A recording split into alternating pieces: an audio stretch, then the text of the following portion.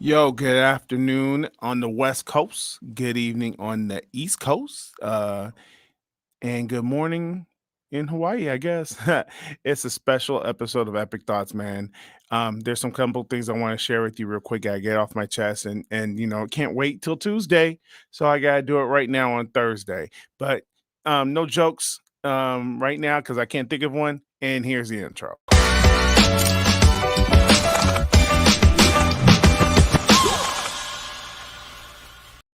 Yo, you're listening to the Epic Thoughts Midday Special. My name is Roman, and you're probably wondering, yo, you don't normally get out on Tuesday. You normally don't do a Thursday podcast. You normally going live, and this I don't know. This may be a new thing. I don't know. We're gonna try. We trying to revamp a lot of things with Epic Thoughts, but I'm here today for a simple reason, and that is to issue a retraction.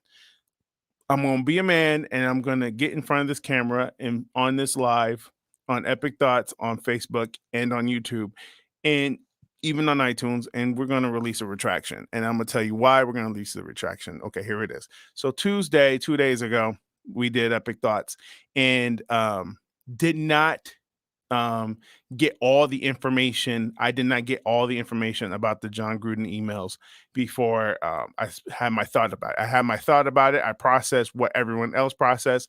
I didn't get the email. I didn't get the information that came out that led to the resignation of John Gruden.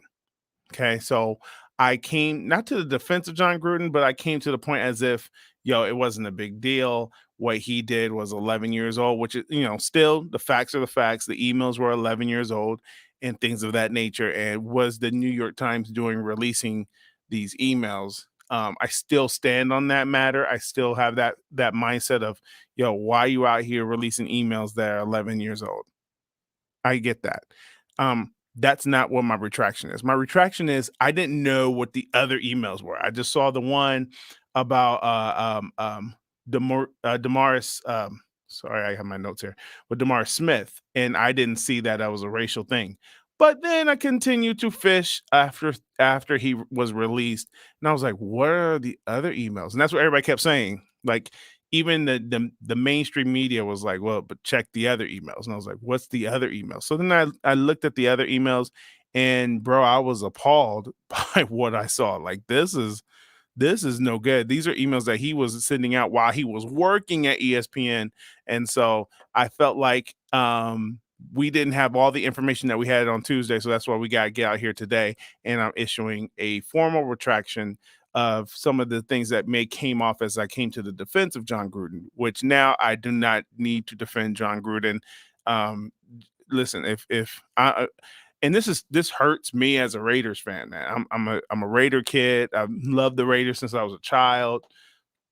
Heartbroken when they went to Oakland and have not been able to get over the Super Bowl loss to Tampa Bay because of John Gruden and all that other stuff from years ago. So this hurts me as a Raider fan. It bothers me. But at the same time, the emails that were sent out that came out that were 11 years old, the statements in these things were very appalling. He did have some he was racially insensitive.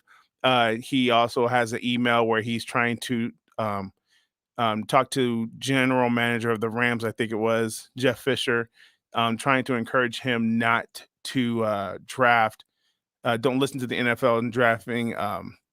There was a homosexual player in 2014 who was in the draft. Sam Michael Sam Michael Sam, not to draft him, and the terms that he was using, he used the term queer in the email and stuff like this, and then he called Roger Goodell the P word and the F word, and so there's so many levels. He's also has emails where he was going off about women being involved in the NFL as deep into women umping and refereeing games. So he and these weren't like I just don't want women in the games. He was very vocal in saying some harsh terms towards blacks, women, the LGBTQ community, and so on, so on, so on. So now after I defended this dude, a list of all these emails come out, and I didn't get through all of them because it was too many. But there's a bruh, like really, dude. Really? It's too Are you kidding me? And this dude was working at ESPN when he released these emails. I do think somebody in the NFL leaked these emails to the New York Times, and I think the leak came from the league office, which I'm just gonna leave it right there. And I think this is a personal vendetta that became public, right?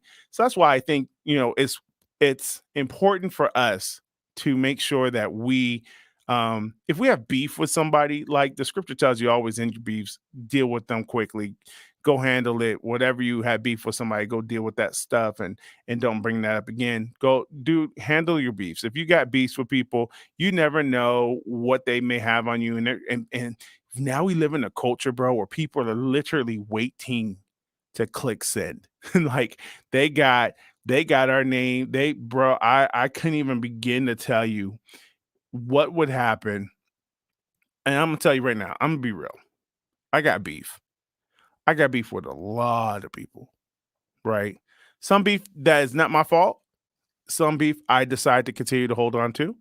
But people got some stuff on me, bro. Like if stuff, if I ever became, I said this on Tuesday, if I ever became president of the United States, your boy's got some stuff coming. I'm just letting you know right now.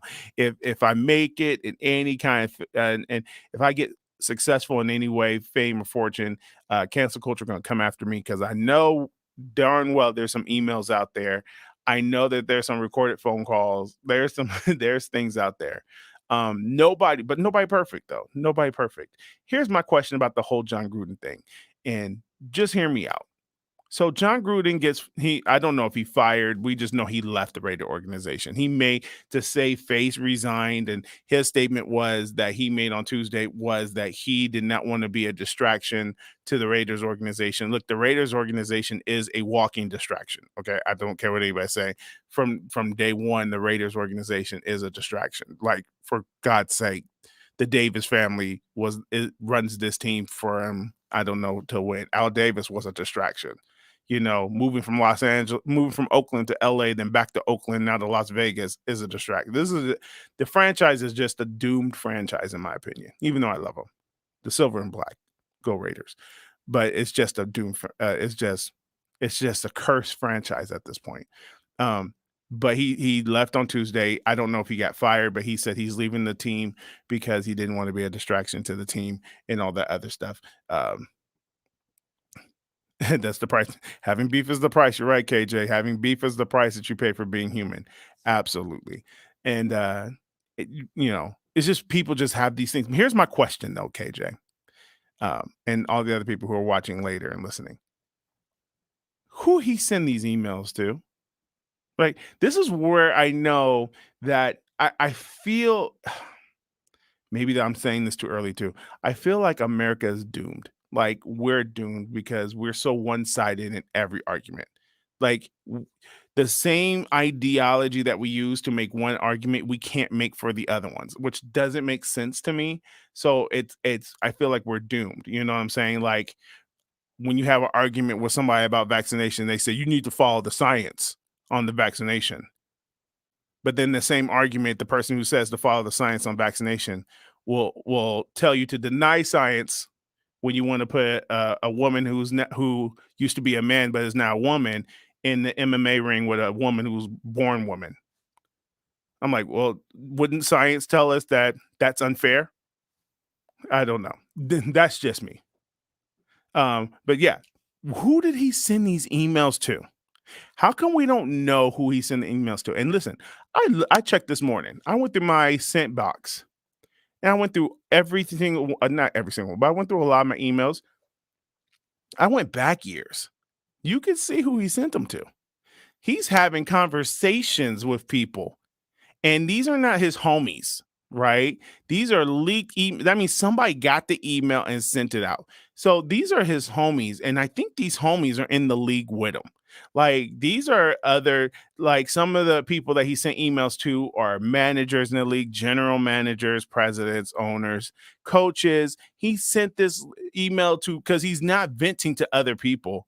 Um, yeah, or who is he answering to? What was the answer to John Gruden? Like, was this is not he's just going on spewing hate. Because let me tell you something about um, people who hate on other people who are racist, people who are misogynistic, people, that type of individuals that now unfortunately John Gruden's going to have to live with for the rest of his life, that he is now postured as this toxic male, all this other white male with a toxic mindset, all this stuff. He's got to deal with that, unfortunately.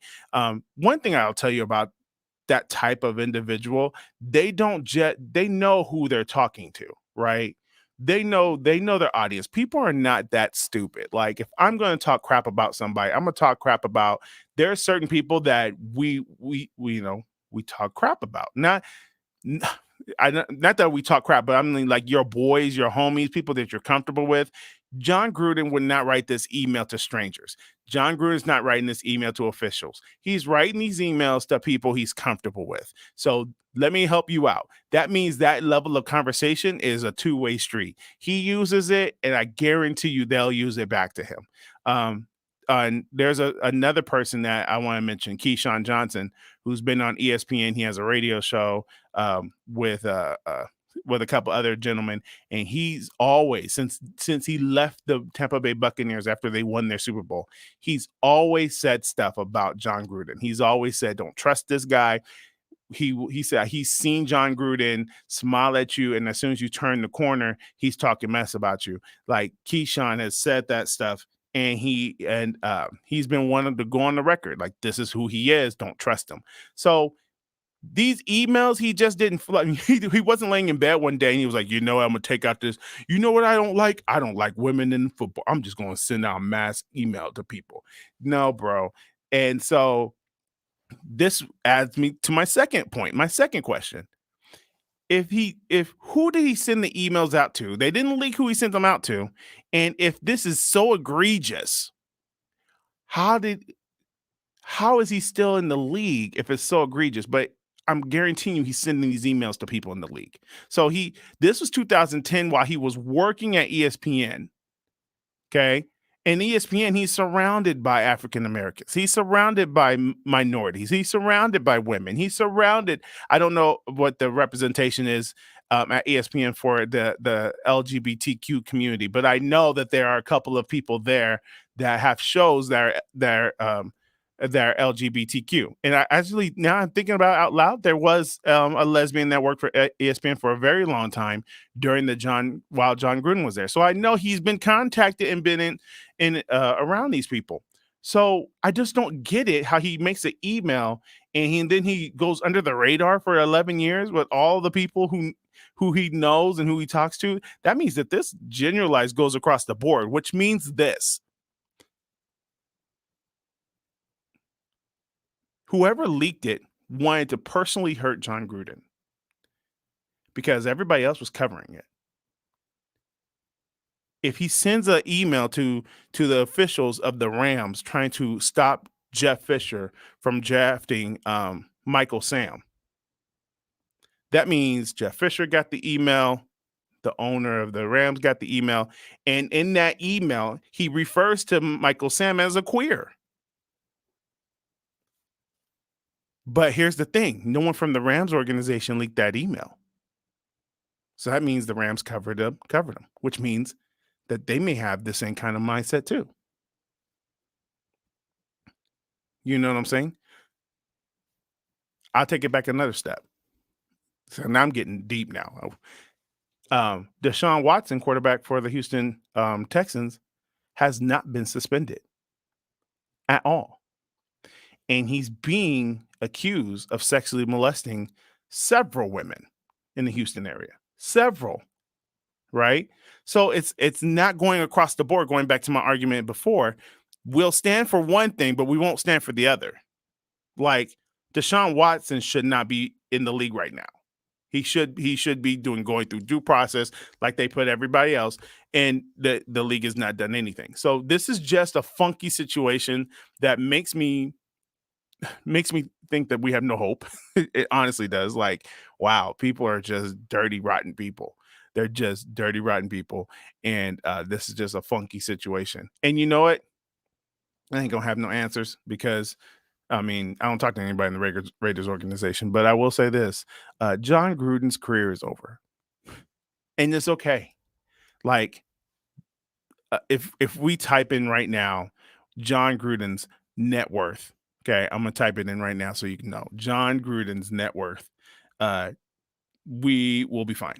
He's gonna be good. Right now, he is worth $30 million. 30 million. He has got $30 million right now.